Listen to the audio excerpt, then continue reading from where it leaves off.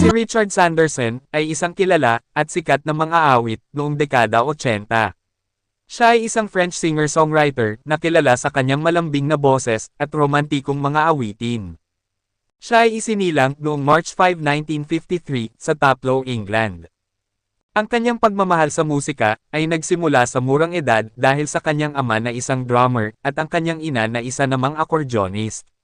Nagsimula siyang mag-aral ng klasikal na musika sa piano noong 5 taong gulang at nag-aral ng gitara noong siya ay 15 taong gulang. Sa edad na 17, naging organ player siya ng isang lokal na rock band na tinatawag na Lover's Love. Naglabas ang banda ng 4 na single, kabilang ang Youth Has Gone, Amour de Papier, isang kantang muling ginamit ni Richard Sanderson pagkaraan ng ilang taon.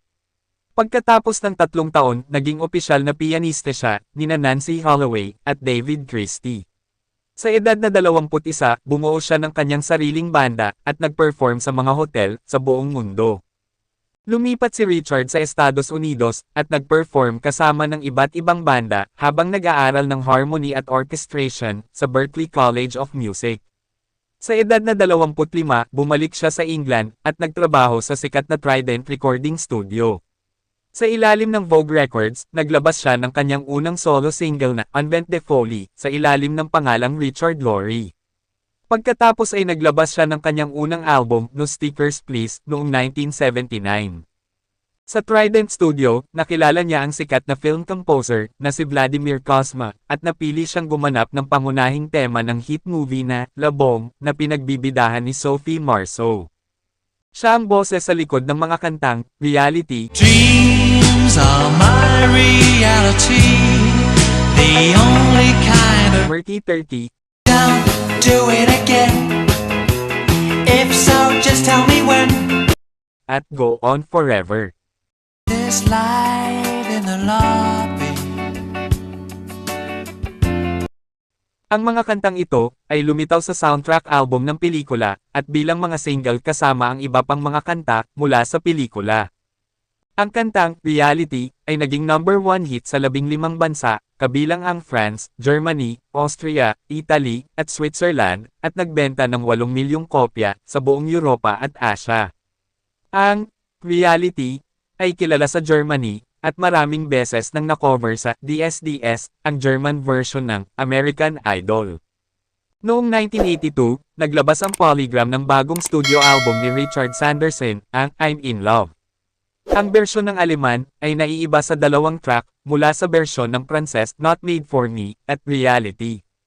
Ang single na She's a Lady ay naging number 1 sa Italy at number 4 sa Europa at Asia at nagbenta ng higit sa 3 milyong kopya. She's a lady, lady, lady, lady, lady. She'll always be in my heart. Naglabas si Richard Sanderson ng maraming album at single sa buong kanyang karera at nagtrabaho rin sa mga soundtracks ng pelikula. Siya ay patuloy na aktibo sa industriya ng musika at naglabas ng mga album tulad ng Recreation noong 2009 at Sings the Classics noong 2011. Mayroon din siyang 2 compilation album, ito ang The Best of Richard Sanderson noong 1984 at Greatest Hits, The Very Best of Richard Sanderson noong 2010. Sa kabila ng kanyang mahabang karera sa industriya ng musika, si Richard Sanderson ay patuloy na nagbibigay ng inspirasyon sa mga tagahanga ng musika sa buong mundo. Ang kanyang mga kanta ay patuloy na tinatangkilik at pinapakinggan, at ang kanyang legacy bilang isang talented na singer-songwriter ay nananatiling malakas. Met you by surprise. I didn't realize that some days she's an eagle flying high, reaching for heights unforeseen.